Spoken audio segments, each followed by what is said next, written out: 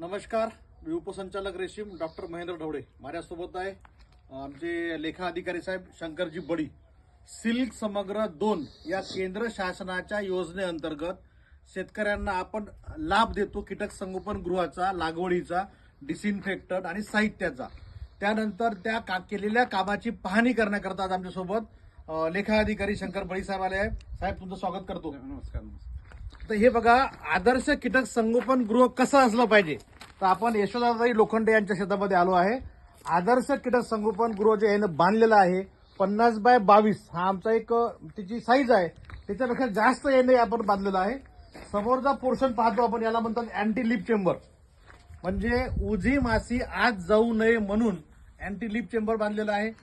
आत खाली जर पाहिलं म्हणजे कोबा सिमेंटचा कोबा केलेला आहे आणि शेडच्या पाठीमागे बघा चौभोवताल, या इकडे चौभोवताल फिरता आलं पाहिजे. शेडच्या भोवताल फिरता आलं पाहिजे. 2 फूट जागा असली पाहिजे, 3 फूट जागा असली पाहिजे. अशा प्रकारचा आदर्श दाखवा. ही जे जागा आहे, जागेला फिरता येईल, तुम्हाला प्रॉपर एअरेशन होते आणि उन्हाळ्यामध्ये वातावरण मेंटेन राहिलं पाहिजे म्हणून आपण त्याला तुतीच झाडं लावायला सांगतो. हे बघा, शेतकऱ्यांनी तुतीचे झाडं सुद्धा लावलेले आहे. आता या झाडाची हाईट जवळपास 14 फुटाच्या वर न्यायची आहे. म्हणजे उन्हाळ्यामध्ये जे गरम वाफ येते ते डायरेक्ट आपल्या कीटक संगोपन गृहात जाणार नाही.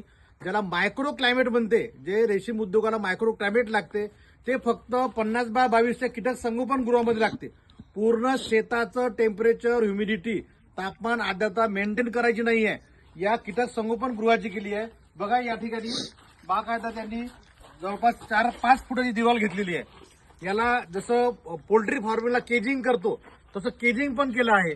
आणि खिडकी बघा, एअरेशनसाठी खिडकी पण सोडलेली आहे. हे कीटक संगोपन गृह, आदर्श कीटक संगोपन गृह ज्याला म्हणतो त्या प्रकारामध्ये मोडते. जनरली शेतकरी काय करतो, मला अनुदान जेवढं भेटते तेवढंच वापर करतो. त्यामुळे कीटक संगोपन गृह एकदम चांगल्या लेवलचं तयार होत नाही. आणि कीटक संगोपन गृह चांगल्या लेवलचं तयार नसल्यामुळे समोरचे पिकं तिथे खराब निघतात, पिकं फेल जातात, त्याचा लॉस होते. म्हणून सर्वात जास्त जो कणा आहे रेशीम उद्योगाचा कणा हा कीटक संगोपन गृह आहे. हे अशा पद्धतीचं बांधकाम झालं असलं पाहिजे.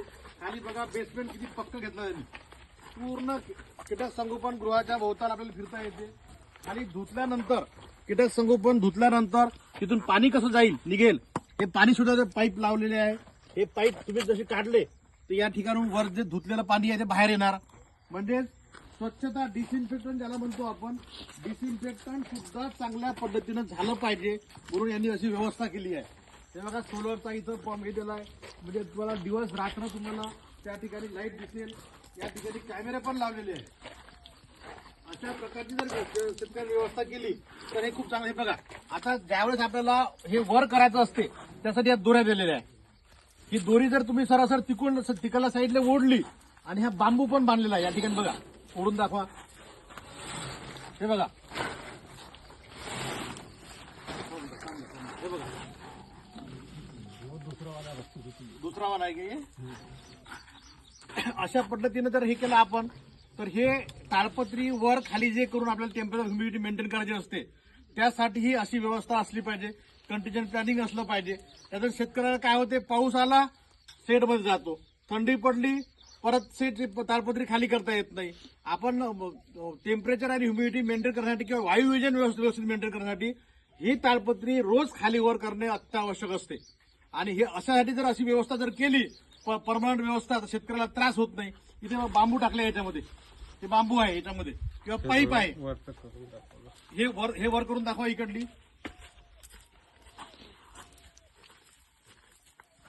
कशा पद्धतीने वर होते, कोणती दोरी वर उचला लागते, तुम्हाला कुठं अटकली आहे.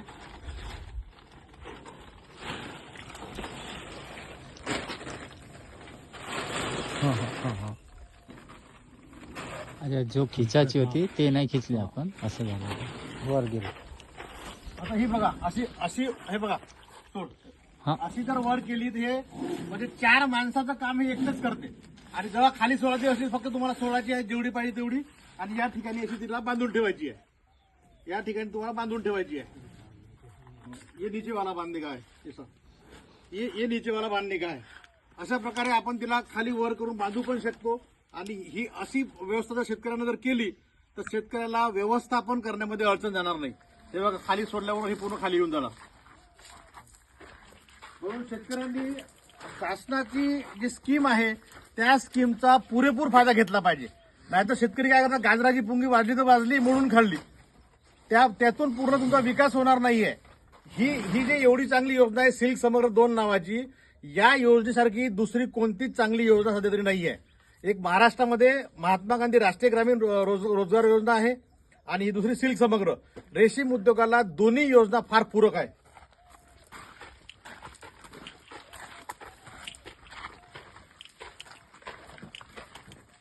जे असं पूर्णितपर्यंत इथून ते आहे मायक्रो स्किन चालू